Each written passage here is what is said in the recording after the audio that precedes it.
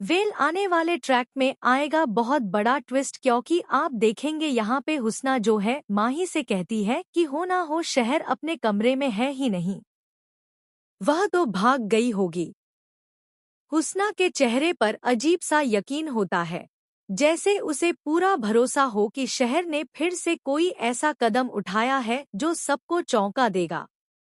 वह बार बार माही के सामने यही बात दोहराती है, ताकि माही के मन में भी वही शक घर कर जाए। उसकी बातों में ऐसा जहर छुपा होता है जो धीरे धीरे असर करने लगता है। तभी माहिद कहता है कि मैंने खुद देखा है, उसकी तबीयत ठीक नहीं थी और वह अपने कमरे में आराम कर रही है और शहर की अम्मी है ना उनके साथ।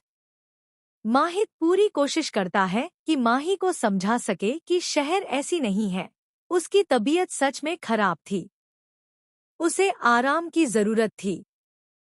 वह यह भी याद दिलाता है कि शहर की अम्मी उसके पास ही थी, ऐसे में वह कहीं जा ही नहीं सकती।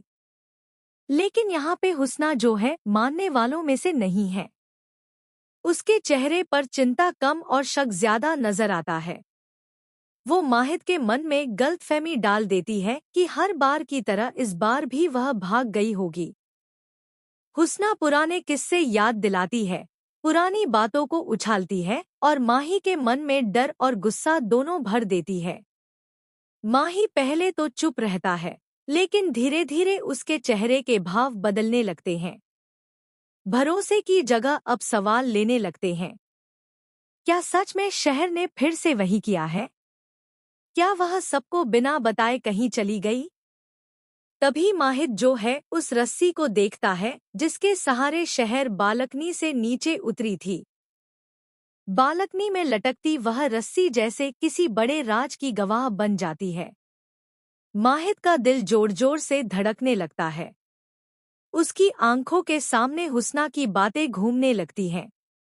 अगर शहर कमरे में थी तो यह रस्सी यहाँ कैसे आई? क्या सच में वह नीचे उतरी थी?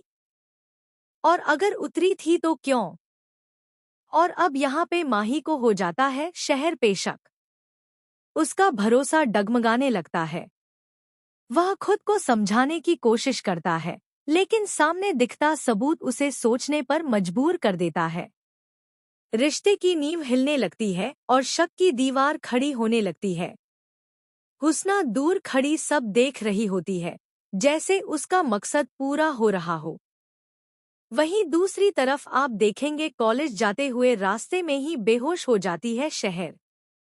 सड़क पर चलते चलते अचानक उसकी आंखों के आगे अंधेरा छा